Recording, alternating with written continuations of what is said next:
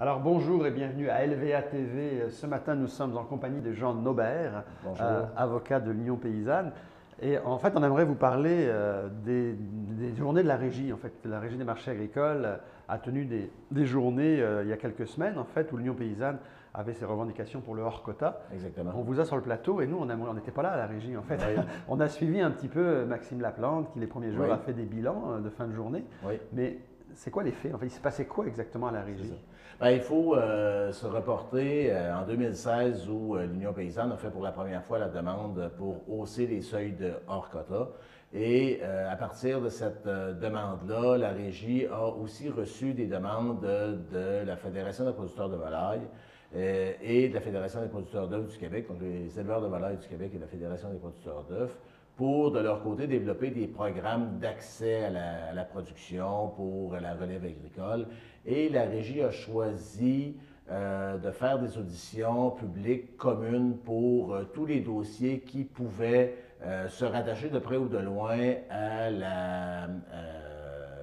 au marché de proximité et comment on développait cette production. Mais ça a quand même pris 2 ans avant que vous soyez devant la Exactement. régie pour défendre vos points de vue. Exactement. Donc, de mémoire, je pense qu'à peu près dans les mêmes temps, il y a la Fédération des producteurs de volailles, les éleveurs de volailles du Québec qui ont présenté leur projet d'amendement réglementaire. Par la suite, il y a eu la Fédération des producteurs d'œufs et à l'été 2017, à l'été 2017, la Régie a commencé à dire peut-être que ce serait mieux de tout regrouper. Et les audiences ont eu lieu seulement en 2018. Puis vous, en tant qu'avocat de l'Union paysanne, Oui, vous êtes allé défendre quoi en fait? Vous avez dit quoi à la régie pour essayer d'obtenir en fait ce que l'Union paysanne réclame depuis des années? exactement. La position de l'Union paysanne, elle s'appuie sur le fait qu'il y a un marché qui présentement on ne répond pas à l'ensemble du marché. Donc, le marché de proximité, les consommateurs qui veulent s'approvisionner directement chez les producteurs, présentement, il y a une demande et cette demande-là n'est pas répondue par le marché, la mise en marché collective qu'on connaît au Québec présentement. Et donc, la position de l'Union paysanne, c'est de dire, si on augmente le hors-quota à 2000 poulets, à 300 pondeuses et à 300 dindons, ça va permettre à des petits producteurs de mettre en marché ces produits-là de proximité, soit directement à la ferme, soit dans les marchés publics ou les marchés de proximité, pour justement répondre à cette demande-là du consommateur. Parce qu'il faut bien se le dire, la Régie des marchés agricoles est là pour superviser tout ce qui est de mise en marché, mais il faut aussi que la Régie se pose la question, est-ce que l'intérêt du consommateur est bien répondu par la façon dont la mise en marché se fait au Québec présentement? Pour vous, ce serait un plus pour les régions pour avoir une couverture de marché de proximité en fait. Exactement. Puis, autant pour les régions, donc les plus petits patelins qui présentement perdent des agriculteurs au profit de la grande entreprise et donc dans des régions où peut-être les terres sont moins productives, on voit qu'il y aurait probablement des producteurs qui seraient prêts à aller de l'avant,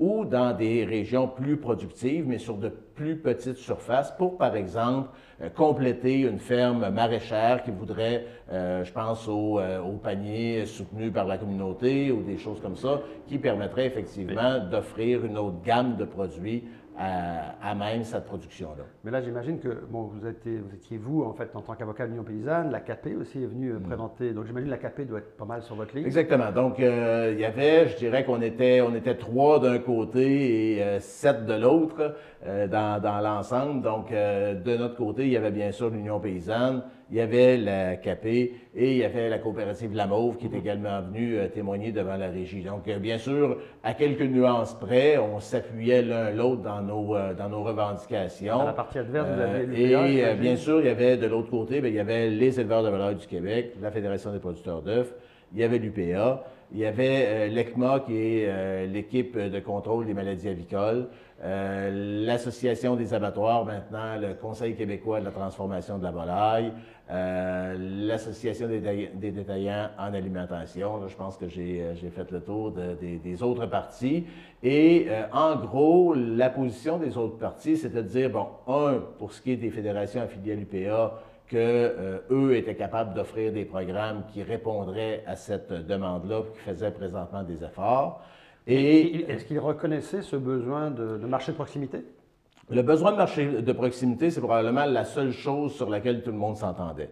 On n'avait pas tous la même définition de ce qu'était un marché de proximité. Il y avait peut-être des nuances là-dessus, mais par exemple, Marcel Groslot, lorsqu'il est venu témoigner, il a dit d'entrée de jeu qu'il y avait un marché à développer là et qu'effectivement, il y a des consommateurs qui recherchaient un produit différencié où les consommateurs étaient capables de s'approvisionner directement chez le producteur, par exemple. Donc, sur le plan de la demande, et d'ailleurs, on a fait l'argumentaire qu'on a développé avec l'Union paysanne, c'était d'abord ça, c'est-à-dire, il y a une demande, les gens le reconnaissent de part et d'autre, et maintenant, comment on l'adresse? Et ce qu'on a démontré, selon moi, c'est le fait que les programmes soutenus par les éleveurs de volailles et la Fédération des producteurs d'œufs ne pouvaient pas répondre à cette demande-là, puisqu'ils ne permettaient, ces programmes-là ne permettaient pas de rapidement faire en sorte que la production de proximité puisse prendre de l'ampleur qui est nécessaire pour répondre à la demande. Et je parle d'ampleur, mais en même temps, c'est très minime par rapport à l'ensemble de la production. Là, on parle de moins de 1 à peut-être 2 pour lorsqu'on va là, dans les extrêmes de la projection qu'on pourrait avoir d'une telle production. Est-ce que la Régie s'est engagée sur une date pour Bien, la Régie ne s'est pas engagée sur une date. Par contre, la réglementation de la Régie donne 3 mois normalement pour rendre une décision. Donc, on s'attend idéalement à une décision avant les fêtes ou au mois de janvier. Alors, peut-être un cadeau de Noël pour l'Union paysanne, on Ben, verra. le souhaite. Merci, M. Exactement. Lambert, d'être venu nous voir. Merci, ça fait plaisir.